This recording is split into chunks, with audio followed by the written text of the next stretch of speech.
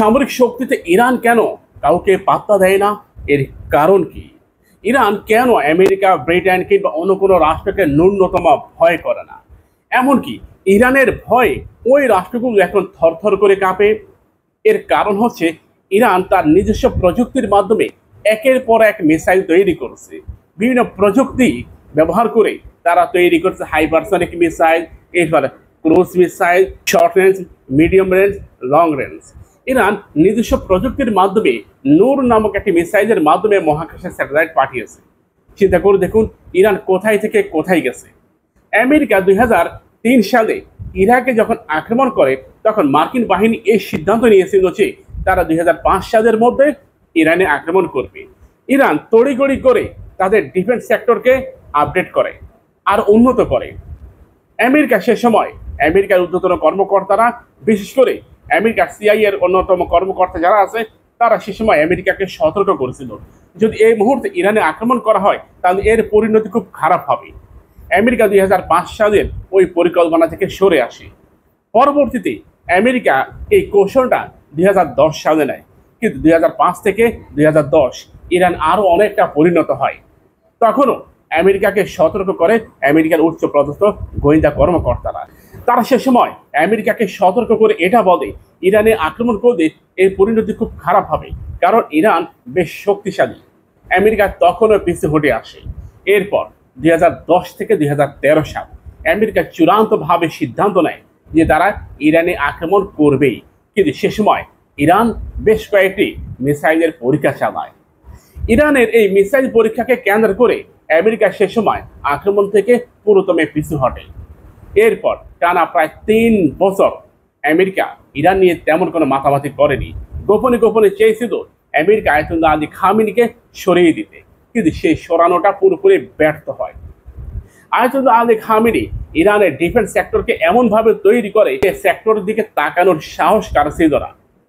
ইরানের সেনাবাহিনী, নৌবাহিনী, বিমান বাহিনী, 3 বাহিনীর বাহিরে ইরান নতুন করে আরো একটা বাহিনী তৈরি করে, নাম ইরানের বিপ্লবী গার্ড।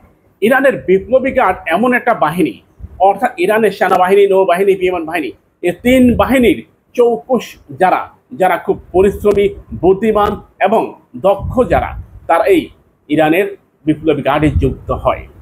ইরানের বিপ্লবী গার্ডকে কেন্দ্র করে ইরান তৈরি করে শক্তিশালী এক ডিফেন্স কাঠামো ভাঙা আমেরিকা, ব্রিটেন কিংবা ইরানের শত্রুদের জন্য একেবারে অসম্ভব। ইরান 2015 সালের পর থেকে ইরানকে আর পিছনে ফিরে তাকাতে হয়নি। 2015 থেকে 2024 সাল পর্যন্ত ইরান প্রায় 36 ভ্যারিয়েন্টের মিসাইল তৈরি করে। এর মধ্যে ইরান তৈরি করে কামিকাজ ড্রোনের বেশ কয়েকটি ভ্যারিয়েন্ট। এত আপডেট হওয়া সত্ত্বেও আমেরিকা কেন ইরানকে নিয়ে এত মাথা ব্যথা? মূলত মার্কিন বাহিনী এটা খুব ভালো করে জানে, ইরানও জানে যে আমেরিকা কখনোই পূর্ণাঙ্গভাবে ইরানের বিপক্ষে যুদ্ধ করবে না। এটা মার্কিন বাহিনী, ইরানের ঊর্ধ্বতন কর্মকর্তারা ভালো করেই জানে। যদিও হালকা পাতলা হামলা হবে, সেটা জটিকা হামলা, কিন্তু জটিকা হামলায় ইরানকে তারা আরো উত্তপ্ত করে দিয়েছে। ইরান নতুন করে একের পর এক মিসাইল তৈরি করতেছে, যেগুলো ধরা ছোঁয়ার বাহিরে নিয়ে যাচ্ছে।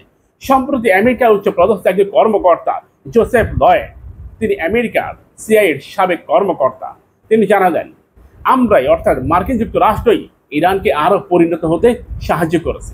ইরান এখন হাইপারসনিক মিসাইল, এমনকি হাইপারসনিক এয়ার ডিফেন্স সিস্টেমও তারা তৈরি করতেছে। ইরান এমন কিছু মিসাইল তৈরি করছে, এমন কিছু প্রযুক্তি তারা আবিষ্কার করেছে যে প্রযুক্তির ধারে কাছেও বিশ্বের আর কোনো প্রযুক্তি নেই। দেখেন, একটা স্পিড বোর্ডের মধ্যে তারা মিসাইল বসিয়ে মিসাইল বাহী বোর্ড তারা তৈরি করেছে। চিন্তা করে দেখুন, মিসাইল বাহী বোর্ড তারা তৈরি করে ফেলেছে।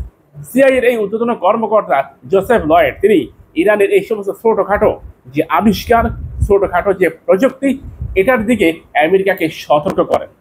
মিস্টার লয়েড বলেন, আমরা এটা মনে করি যে আমাদের বাহিনীগুলো এ বিষয়ে অবগত হবে এবং তাদেরকে উচিত এই ছোটখাটো অস্ত্রগুলোর দিকে নজর দেওয়া, কারণ আফগানে আমেরিকা যে ক্ষয়ক্ষতির মধ্যে পড়েছে তার ম্যাক্সিমাম ছিল স্নাইপার, বোমা, গ্রেনেড, হাত বোমা, এরপর মাইন, গ্রেনেড, হাত বোমা, মাইন, স্নাইপার, 4টি অস্ত্রে, 4টি এই ধরনের সমরাস্ত্রের কারণে আমেরিকা আফগান থেকে একেবারে রীতিমতো পালিয়ে গেছে। স্নাইপার হামলায় একই সাথে গ্রেনেড হামলা, এত পরিমাণ ক্ষয়ক্ষতি আমেরিকার হয়েছে যে রাতের আধারে পালিয়ে গেছে। এমনকি আফগানে যত ব্রিটিশ সৈন্য রয়েছে তারা অনেক আগেই আফগান ছেড়ে চলে গেছে। তার এই সতর্কতার উপর ভিত্তি করে মার্কিন প্রেসিডেন্ট ডোনাল্ড ট্রাম্প ইরানে আক্রমণ থেকে একেবারে সরে আসে। আমাদের চ্যানেলটিকে সাবস্ক্রাইব করুন, পাশে থাকা বেল বাটনে ক্লিক করে আমাদের সাথে যুক্ত হন।